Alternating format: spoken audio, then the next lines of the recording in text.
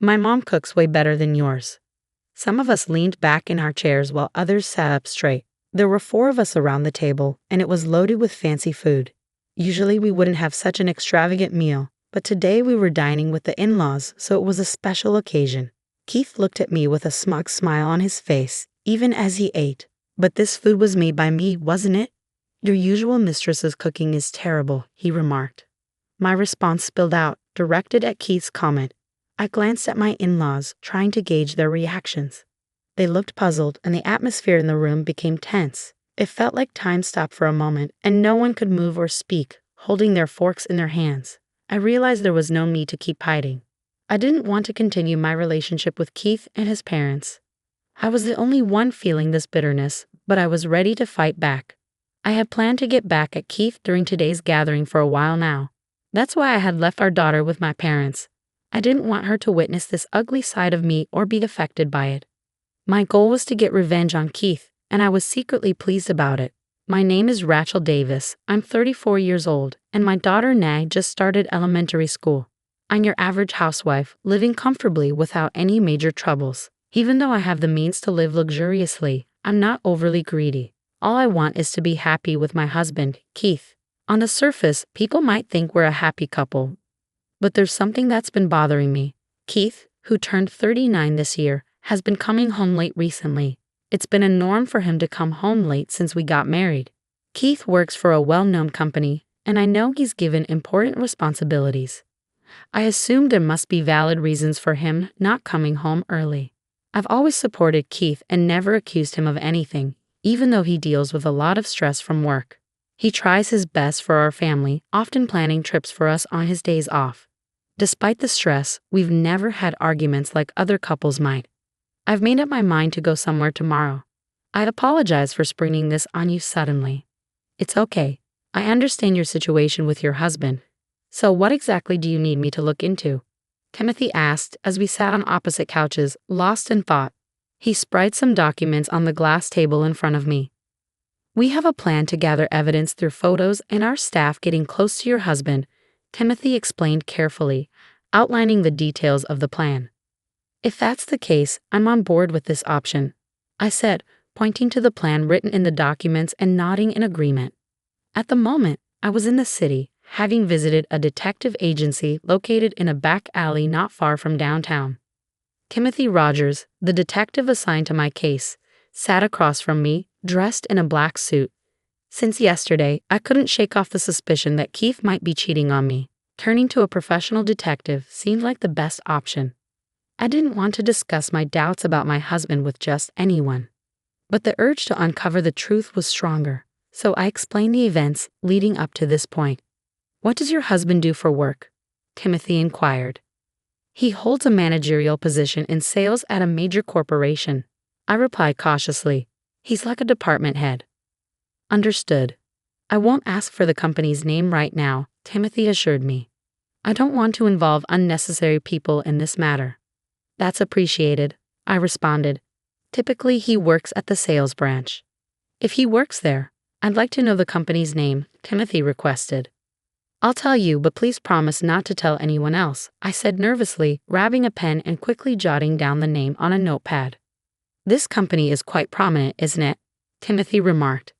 Yes, that's why I was hesitant to mention it, I admitted. Please keep it confidential. Of course, we don't want to cause any harm to the company, Timothy assured me. This is strictly personal. 2 weeks later, I returned to the detective agency and met with Timothy again. I'm sorry to have to tell you this, but your husband is cheating, he revealed. Oh really? I gasped in surprise, feeling a mix of emotions. It was like I had resigned myself to this possibility, yet the confirmation still hurt deeply.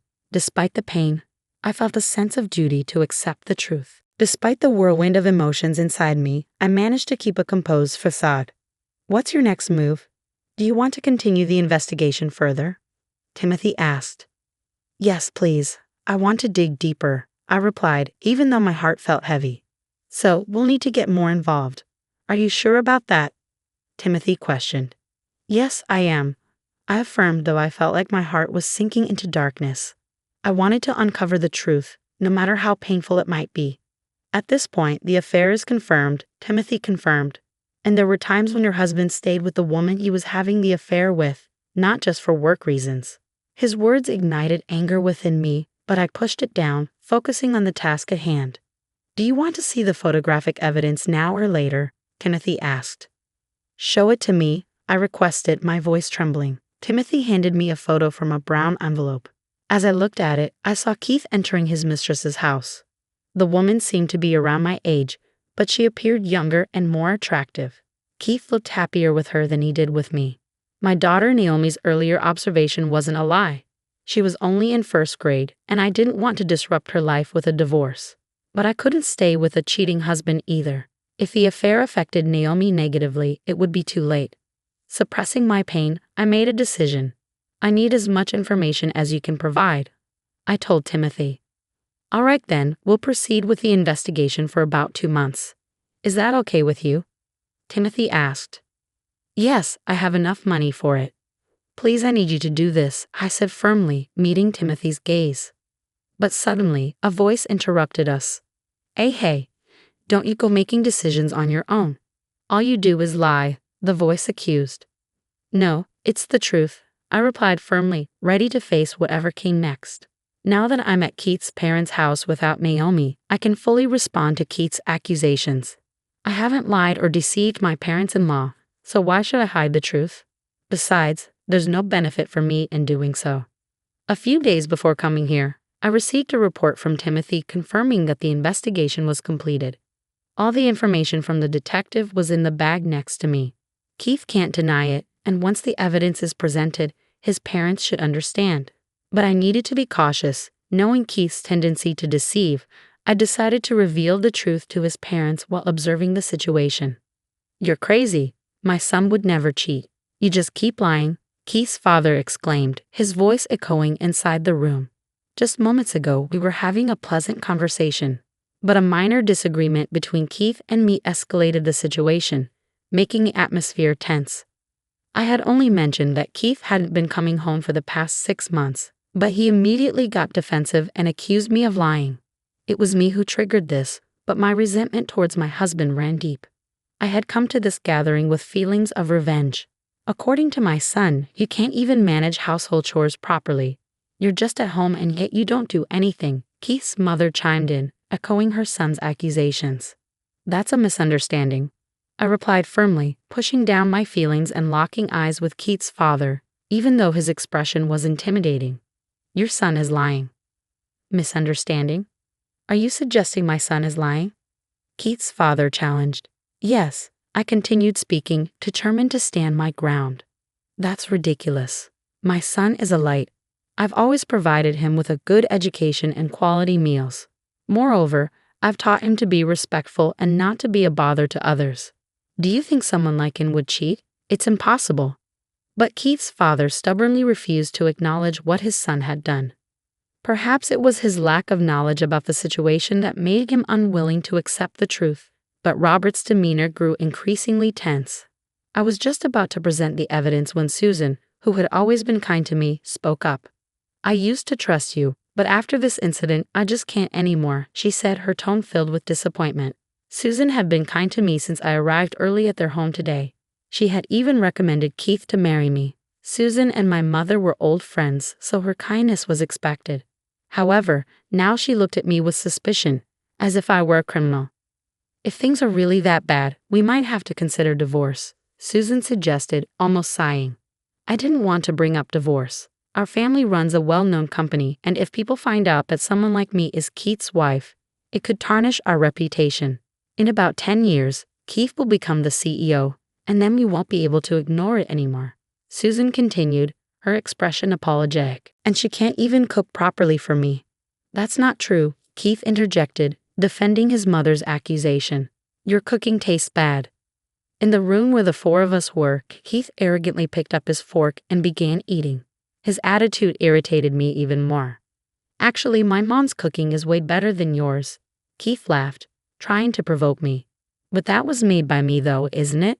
Your usual mistress whose cooking is awful, he added, stunning me with his remark. The atmosphere in the room became tense and I felt the need to excuse myself. Both sets of parents-in-law looked shocked, their mouths hanging open. Keith also widened his eyes in realization, dropping the grilled fish from his fork. He had set down his fork onto the table. What do you mean? Susan questioned, her tone filled with concern. Just what I said, I replied smoothly. As I've been saying, the one lying is my husband. Hey, stop making stuff up. Keith slammed his fork on the table, yelling. It's not a lie. Plus, I cooked the grilled fish after I came here this morning, in place of your mother. You and your father wouldn't know since you arrived in the afternoon, he added defensively. As I explained, Keith grew even more irritated, his face turning bright red. Want to see the evidence? If you have it, show it, he challenged, standing up abruptly. All right, I'll show you then, I responded, taking a more serious tone. What? No, you must be lying. That's just nonsense, Keith protested, but I remained serious. Well, anyway, I haven't done anything wrong, Keith muttered quietly, sitting back down. You know what'll happen if you're lying, right? Robert shouted, his anger evident. First off, calm down. Does Rachel really have evidence? Susan interjected, trying to diffuse the tension. In that moment, Susan was the only one able to think rationally. I reached into my bag and took out an envelope containing photos and a letter-sized paper from Timothy, the detective. Placing them on the table, I could see my husband's face turn pale as he watched my move. No, it's not like that, Keith protested, desperate to avoid confronting the truth, repeatedly denying it. What is this? What does it mean? Robert demanded, visibly agitated. It's nothing, Keith covered his ears, refusing to face reality. These photos, who's this person? Don't tell me you've really been cheating, Robert questioned, disbelief evident in his voice. Yes, that's right. That's why I have these photos taken as evidence. This isn't fabricated. I've also consulted with an attorney, I explained calmly in response to Robert's remarks. If we decide to divorce, it'll be handled according to the law, I stated without hesitation. I harbored a deep-seated intention to make Keith pay for his actions. This could tarnish my company's reputation. Robert's voice grew weak, the earlier momentum now a distant memory. What's the truth? Susan asked, her tone filled with concern. Keith covered his face with both hands, unwilling to accept reality. However, he could no longer avoid the undeniable truth. Slowly, his distressed expression began to show, indicating his struggle to regain composure. All right, I'll talk, Keith finally said, slumping as if exhausted. I cheated, but it's not entirely my fault. From the beginning, Keith tried to justify himself. I originally had someone I loved. Yeah, I had never mentioned this before. Before I met you, before Mom introduced you to me. Why did you choose me then? I questioned, taken aback. Because it looked good socially, Keith spoke with difficulty, then glanced at his parents. Dad wanted me to get married soon, so I was set up with someone Mom recommended. If you loved someone, why didn't you tell me? Robert demanded, his anger evident. It was someone I met about 10 years ago. She worked at a nightlife spot. Given that my father runs a major company, I couldn't openly discuss it, Keith admitted, revealing a truth I had never known. I see, a nightlife spot. Well, in that case, I probably would have opposed the marriage, Robert acknowledged. So it's not entirely my fault.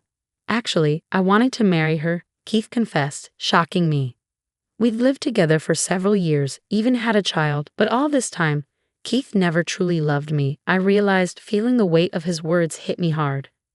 She told me it'd be okay if we got married this year, so I thought this was my chance, Keith explained further. What are you talking about?